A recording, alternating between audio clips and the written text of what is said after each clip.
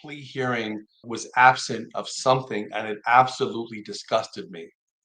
One thing that we heard from the Christopher Walwrath plea hearing was Special Prosecutor Bill Fitzpatrick. Hello, critical thinkers. Hope all is well. Please like the video, share the video, comment below on the video, and subscribe to the channel if you haven't already. Please also click on the bell notification icon and select all so that you will be notified when I go live.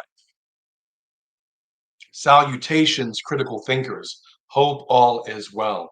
In this video, I'm going to be going over the Anthony Farina plea hearing in which he agreed to plead guilty for 22 years in prison. Although I am thankful that he's going to be sentenced to 22 years in prison, I feel that the plea hearing was absent of something, and it absolutely disgusted me. One thing that we heard from the Christopher Walwrath plea hearing was Special Prosecutor Bill Fitzpatrick, have Christopher Walwrath make specific admissions in court. Watch this. Mr. Fitzpatrick, did you want anything further for the elocution? A few series of questions with the court's permission. You may go right ahead.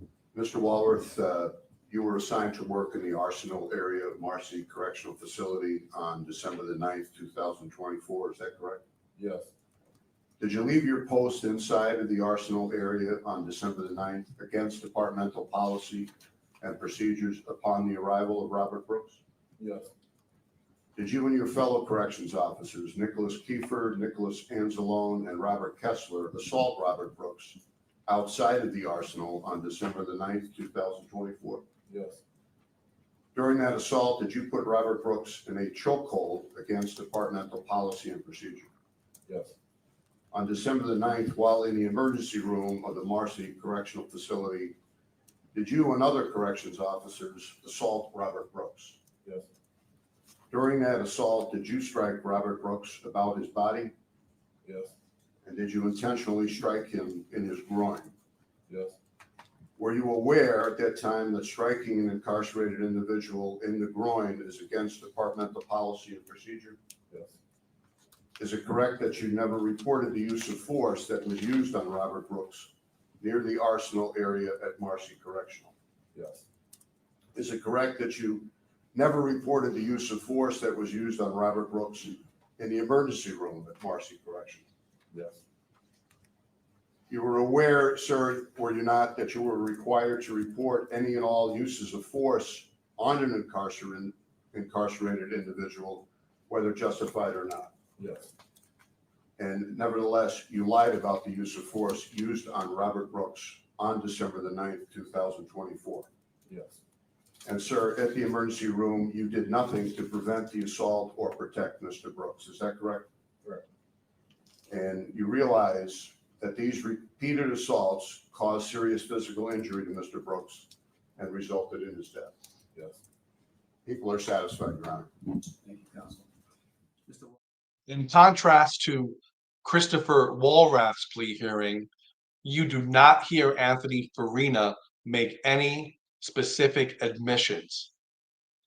On the contrary, Judge Bauer has Anthony Farina make general admissions that would occur in any plea hearing. But what's different is Bill Fitzpatrick did not ask Anthony Farina to admit specifically several of the things he did to Robert Brooks. For example, we see Anthony Farina's attorney argue that Anthony Farina was not shoving a wipe down the mouth of Robert Brooks. Instead, he was cleaning his face to take off pepper spray, which was a BS argument. If you have two eyes, if you can see and hear well, there's no audio, but if you can see what's happening, you knew that this attorney was gaslighting you. Anthony Farina should have admitted to shoving a rag down Robert Brooks' mouth. He should have admitted to the specific blows that he did to Robert Brooks. Instead, Anthony Farina makes these general admissions But you did not see that in the Christopher Walwrath plea hearing. You saw Bill Fitzpatrick ask Christopher Walwrath specific questions that he had to say yes to and admit to. We did not see that in the Anthony Farina plea hearing. Although I'm very grateful that he's going to be sentenced to 22 years, for me, I'm a little bit disgusted that he wasn't forced to admit the specific things that he did to Robert Brooks. Here is the full plea hearing for Anthony Farina.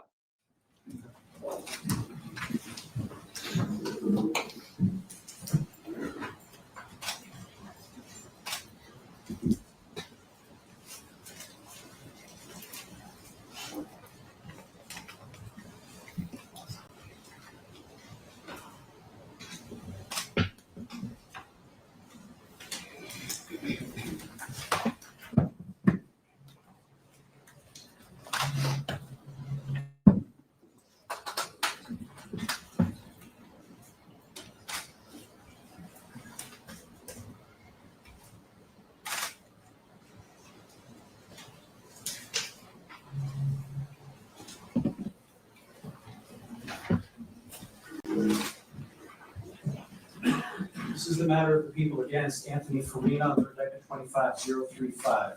This matter is on for a final pretrial conference this morning. However, it's my understanding the parties have now arrived at an agreed upon disposition, and I'll state my understanding of that proposal.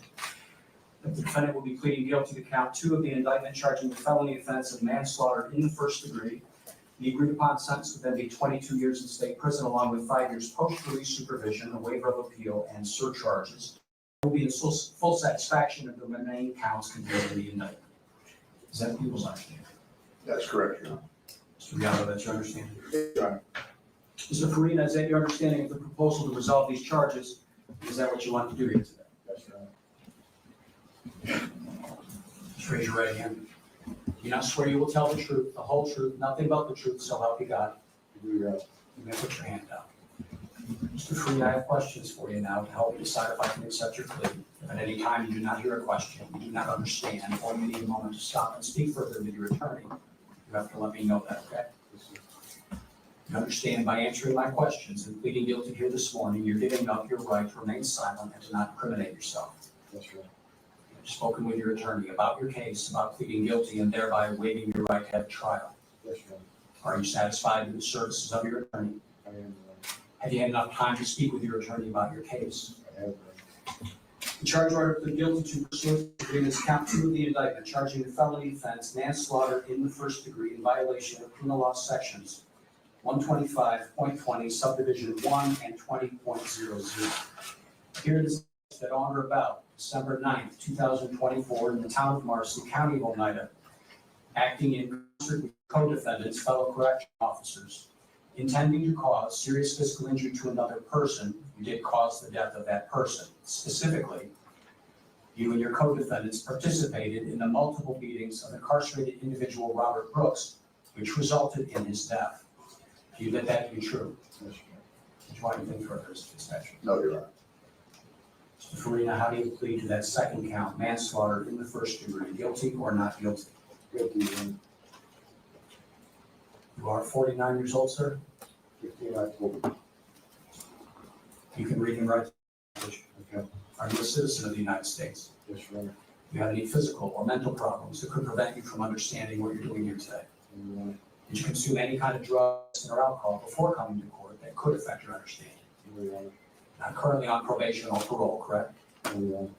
By pleading guilty, you're giving up your right to have a jury trial. Do you understand that? I understand, Your Honor. At a jury trial, you would be presumed innocent and you would be entitled to the following rights: to be represented by your attorney, to confront and cross-examine witnesses presented by the government. You'd have the right to remain silent and not incriminate yourself. Right, but would not be required to call witnesses, or you could testify on your own behalf.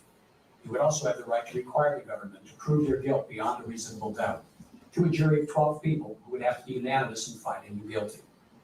Do you understand? You have each of these rights, and by pleading guilty here today, you're giving up each of these rights. Yes, Your Honor. Do you understand? By pleading guilty, you're also giving up any defense you might have to these charges. Yes, Your Honor. A plea of guilty is the same as a verdict of guilty rendered by a jury after a trial. Do you understand that? Yes, Your other than the plea and sentence agreement I spoke of earlier, have you made any other promises to get you to plead guilty? No, Did anyone threaten you or force you to plead guilty? no, Have you entered this plea today voluntarily and of your own choice? I have to. While you're incarcerated for this felony conviction, you will not be able to vote in an election until such time as you are released. You understand that? I do, yeah. Lastly, sir, part of your negotiated plea does require that you waive your right to appeal. As a defendant in this court, if convicted, you have a separate and distinct right to appeal a judgment of conviction to a higher court in Rochester known as the Appellate Division. There you can, with your attorney, and a free one if you cannot afford it, file a brief and argue before that court that there exists some problem with your conviction here in this court. That is a right you have. It's also a right you can waive or give up, and it is being required that you waive your right to appeal on condition I give you the sentence promised to you. That means your conviction and sentence in this court will likely be final.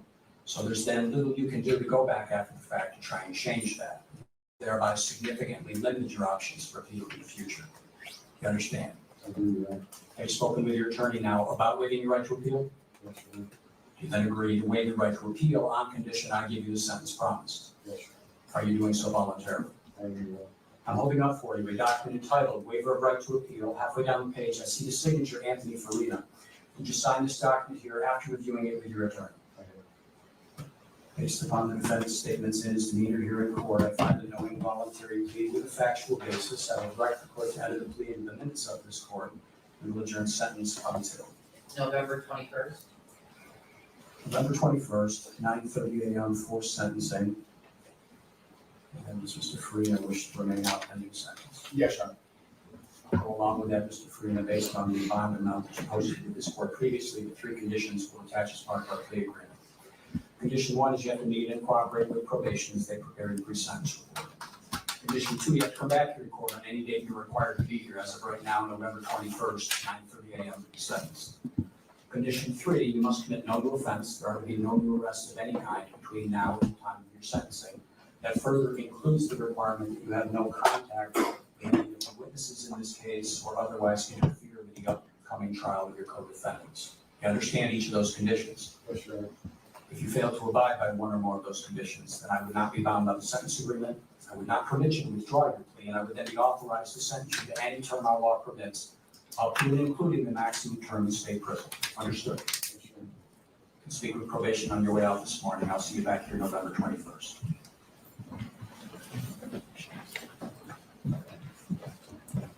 If you found value in this video, please like the video, comment below.